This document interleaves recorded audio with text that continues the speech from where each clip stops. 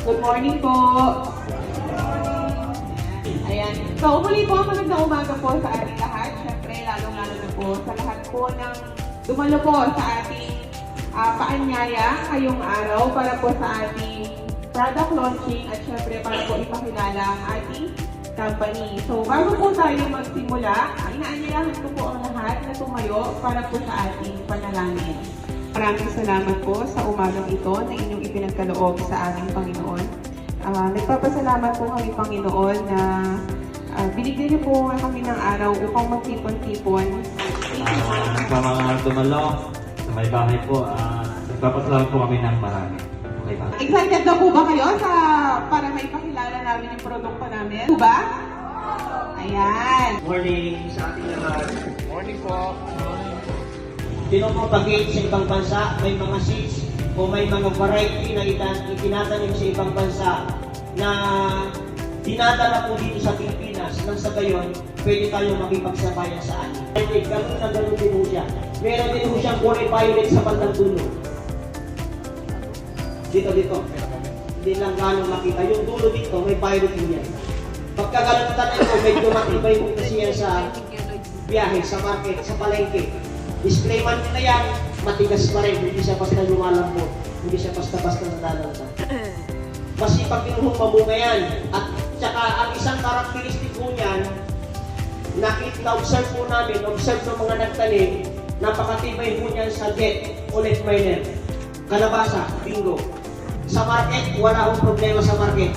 Kasi dinala namin ang bunga niyan doon sa Cabanatuan, sa Sangitan, pinakita namin sa mga stall, sa mga pwesto-pwesto doon. Pwede daw po siyang isabay. Tapos, malalaki po yung kanyang bunga. Makapal ang laman. Mas lamang sa laman. Makapal ang laman. Naipakita na po namin yan sa mga bumibili, sa mga buyer. Patok po yan. Gusto po nila yan sa merkado. Isa sa ina-highlight namin na products. Dahil masipag din po yan mamunga. Kaya ho niyang doon po sa main branch, kaya ho niyang magbigay ng 2-3 na magkakatabi, na magkasunod. Napakasipag ho niyang mamunga. Pwede siyang every 2 to 3 days. 2 days, harvest ka na. Mas maiksi yung interval ng pag-harvest. Pangalan po niyan ay Red Diamond. Red Diamond Onion. Ito po, bakit sibuyas? Bakit sibuyas yung paulit-ulit natin tinatanim? Dahil, sabi diyan, onion is diamond. Opo, kasi kailangan buto pa lang lugi ka na pagkapalpakin ko to. Tama. Hindi ko ba? Opo. Sabihin sir, baka for germination. Baka pag tinanim mo, hindi tumubo, pumalpak ang hindi siya tumubo, for germination, buto pa lang, malulugi ka na. Hindi nangyari na sa atin dyan. Opo. Tama. Naka-pouch. So, deep red attractive pulp. Maganda po ang kulay. Ngayon po, sa 45 days po ba, sa tingin nyo, prepare po ba sa inyo yan? Maganda na rin. Matibay ka rapat din. May iba na sa tali namin kanina. But 30 days kayo. Iba-iba yung kulay sa akin. Nakadali ka na rin. So, mababa. 83 days pagkalipan tanim, ay tama sinabi ng Kuya Erving na kung saan mapapakinabangan na yung pinag-irapan po natin. Ibig sabihin po niyan, early maturity, maaga po siya harvestin si Red Diamond. Sinabi ni Sir Elio kanina, preparable for storage. Bago po namin harvest po si Red Diamond, ayan ang po ang actual. Maganda, hindi ka nang bumabinta. Hindi ka nang siya.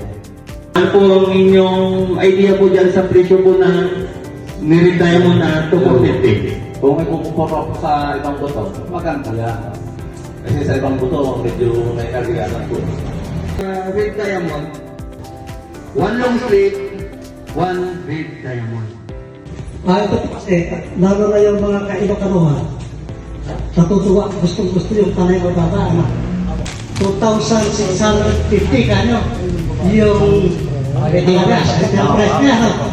Dito naman sa inyo, 2,400 na discount.